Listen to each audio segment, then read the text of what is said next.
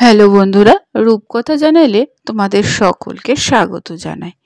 বন্ধুরা, আজকের পর্বে এমন এক প্রবীণ অভিনেত্রীর সম্পর্কে জানাবো, যিনি বর্তমানে পর্দায় দেখা না গেলেও দর্শকের মনে এখনও জায়গা করে রয়েছেন। তিনি হলেন প্রবীণ অভিনেত্রী সন্ধ্যা রায়। অভিনয়ের পাশাপাশি তিনি রাজনীতিতেও নেমেছিলেন এবং যথেষ্ট পরিচিতিও অর্জন করেছিলেন। সেই জন্যই আজকের পর্বে এই সন্ধ্যা রায় সম্পর্কে কিছু আলোচনা করব। তার ব্যক্তিগত জীবন, তিনি ছোটবেলায় কেমন ছিলেন এবং কীভাবে সিনেমা জগতে এসেছেন, এই সমগ্র ছোটোখাটো তত্ত্ব আজকের পর্বে আমি তুলে ধরব। তোমাদের কেমন লাগলো অবশ্যই কমেন্টে জানাবে। ভালো লাগলে সবার কাছে শেয়ার করে দেবে এবং পরবর্তী ভিডিও পাওয়ার জন্য পাশে বেল আইকনটি প্রেস করে রাখবে। তাহলে চলো আজকের পর্বটি শুরু করা যাক। বন্ধুরা, সন্ধ্যা রায় পশ্চিমবঙ্গে নবদ্বীপে পৌরামাতলায় জন্মগ্রহণ করেছিলেন তার মামার বাড়িতে 1941 খ্রিস্টাব্দে 11ই এপ্রিল। এর কিছুদিন পর তিনি তার পরিবারের সাথে বাংলাদেশে চলে যান। সন্ধ্যা রায়ের পৈতৃক নিবাস ছিল যশোরে বেজপাড়াতে। তার দাদা বাংলাদেশের একজন জমিদার ছিলেন। তিনি 7 বছর বয়সে তার বাবাকে এবং 9 বছর বয়সে তার মাকে হারান। তার বাবা মা মৃত্যুর পর তিনি তার মামার কাছে চলে যান এবং বিদ্যালয়ে ভর্তি হন। 1957 সালে তিনি আবার ভারতে ফিরে আসেন। সন্ধ্যা রায় খুব ছোটবেলায় তার বাবা মাকে হারানোর পর থেকেই পরিবারে ছিল অভাব অনটন। তখন তার বয়স মাত্র 12 বছর। পরিচিত একজনের সঙ্গে কাজের তাগিদে পৌঁছালেন স্টুডিও পাড়াতে। সেখানেই তখন চলছিল রাজেন তরফদারের অন্তরিক ছবির শুটিং।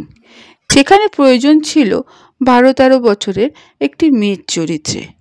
সেদিন ভাগ্য সঙ্গে ছিল তার এবং সেই ছবিতে তার সুযোগ হয় এবং অভিনয় করে সকলের নজর কেড়েছিলেন সন্ধ্যা রায়। এরপর রাজেন তরফদারের সঙ্গে গঙ্গা, জীবন কাহিনী, পালঙ্ক, নাগপাশ কাজ করেছিলেন সন্ধ্যা রায়। এছাড়া মায়ামেঘ, কঠিন মায়া, বন্ধন, পলাতক, 3 অধ্যায়, আলোর পিপাসা, ফুলেশ্বরী, সংসার সীমান্ত, নিমন্ত্রণ, দাদার কীর্তি, ছোট ভাইয়ের মতন একাধিক ছবিতে পরপর অভিনয় করে গেছেন তিনি। তার অসামান্য অভিনয় কৌশল তিনি অনায়াসে যে কোনো চরিত্রে সহজে খাপ খাওয়াতে পারতেন। তার ফলেই সমালোচক কর্তৃক প্রশংসিতও হয়েছিলেন। যে সিনেমাগুলোর জন্য তিনি প্রশংসিত হয়েছিলেন সেগুলো হলো সত্যজিৎ রায়ের অশনি সংকেত, তরুণ মজুমদারের ঠগিনী, পুরোদস্তুর বাণিজ্যিক চলচ্চিত্রের মধ্যে বাবা তারকনাথ। তিনি বিশ্বজিৎ এবং সৌমিত্র চট্টোপাধ্যায়ের বিপরীতে রোমান্টিক সিনেমাতেও অভিনয় করেছিলেন, যেমন মণিহার। বিশ্বজিৎ চট্টোপাধ্যায়ের বিপরীতে থ্রিলার ছবি কুহেলিতেও অভিনয় করেছিলেন। তবে চলচ্চিত্র পরিচালক তরুণ মজুমদারের সাথে একাধিক ছবিতে তিনি মুখ্য চরিত্রে অভিনয় করেছিলেন। ফলে একসময় দেখা যায় তরুণ মজুমদারের সাথে তার একটি ঘনিষ্ঠ সম্পর্ক তৈরি হয় এবং সেটি পরবর্তী সময়ে বিবাহ বন্ধনে আবদ্ধ হয়েছিল। তবে বেশি দিন এই বিবাহ কাটেনি। পরবর্তী সময়ে তাদের দুজনের মধ্যে বিবাহ বিচ্ছেদও ঘটে যায়। 2014 সালে শোনা যায় মহানায়ক উত্তম কুমার সন্ধ্যা রায়কে ভালোবেসে সন্ধ্যামণি ডাকতেন। সূর্যতপা, 3 অধ্যায়ের মতো ছবিগুলোতে একসঙ্গে স্ক্রিন শেয়ার করেছিলেন সন্ধ্যা রায়।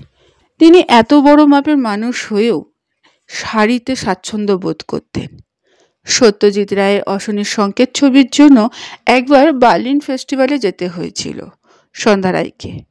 সকলেই বিদেশি পোশাক পরলেও তিনি কিন্তু চলচ্চিত্র উৎসবে রেড কার্পেটে হেঁটেছিলেন লাল পাড় সাদা শাড়িতে, সঙ্গে মানানসই মুক্তোর সেট পরেছিলেন। এছাড়া আরও বিভিন্ন টলিউড, বলিউড ছবির পার্টিতে বিদেশি অভিনেত্রীদের সামনে সন্ধ্যা রায়কে দেখা গিয়েছিল শাড়ি পরে, মাথায় ঘোমটা দিয়ে। তিনি এই পোশাকেই স্বাচ্ছন্দ্য বোধ করতেন। তিনি এত বড় মাপের অভিনেত্রী হয়েও তিনি তার সংস্কৃতিকে ভোলেননি। তিনি কখনো ওয়েস্টার্ন ড্রেস পরেননি, তিনি শাড়িতেই স্বাচ্ছন্দ্য বোধ করেছিলেন এবং এখনও পর্যন্ত তিনি শাড়ি পরেই দেখা যায়। যে কোনো অনুষ্ঠানেই বলো বা যে কোনো সাংস্কৃতিক অনুষ্ঠানেই বলো, সব জায়গাতেই তিনি শাড়িতে স্বাচ্ছন্দ্য বোধ করেন। এরপরে বন্ধুরা তার অভিনীত কয়েকটি চলচ্চিত্রের নাম আমি জানাবো। বন্ধুরা, সন্ধ্যা রায় মামলার ফল দিয়ে রূপলী পর্দায় আত্মপ্রকাশ করেছিলেন। তার শঙ্কর বন্দ্যোপাধ্যায় একই নামে বিখ্যাত উপন্যাস অবলম্বনে সলিল সেনের নাগিন কন্যার কাহিনী সাবালার চরিত্রে অভিনয়ের জন্য তিনি তারকা খ্যাতি পান। তিনি নিমন্ত্রণ, ফুলেশ্বরী, আমি সিরাজের বেগম, অশনির সংকেত চলচ্চিত্রের জন্য প্রধান ভূমিকার জন্য খ্যাতনামা পান। এছাড়া তার অভিনীত চলচ্চিত্রগুলি হল মামলার ফল, অন্তরিক্ষ, বৃন্দাবন লীলা, কাংসা, নাগিন কন্যার কাহিনী, শ্রী শ্রী নিত্যানন্দ প্রভু, দুই বেচারা, গঙ্গা, কঠিন মায়া, মায়ামিগো, অর্ঘ্য, শুভদৃষ্টি, রক্তপলাশ, নবদিগন্ত, ধূপছায়া, বন্ধন, আসলি নকলি, পলাতক, কান্তিবিলাস, পূজা কে ফুল, জীবন কাহিনী, সূর্যতপা, একটুকু ভালোবাসা, অন্তরাল, আলোর পিপাসা, মণিহার, নতুন জীবন, 3 অধ্যায়, বাঘিনী, অপরিচিত, আরোগ্য নিকেতন, রূপসী, নিমন্ত্রণ, জানে অনজানে, কুহেলি, চিঠি, শ্রীমান পৃথ্বীরাজ, আমি সিরাজের বেগম, অশনি সংকেত, ফুলেশ্বরী, ঠগিনী, সংসার সীমান্তে, পালঙ্ক, বাবা তারকনাথ,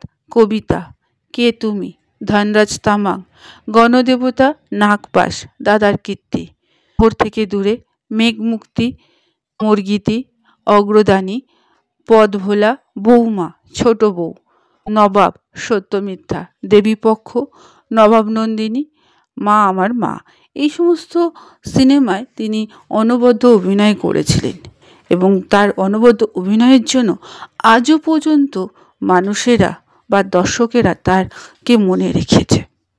বন্ধুরা, আজকের পর্বটি এখানেই শেষ করলাম।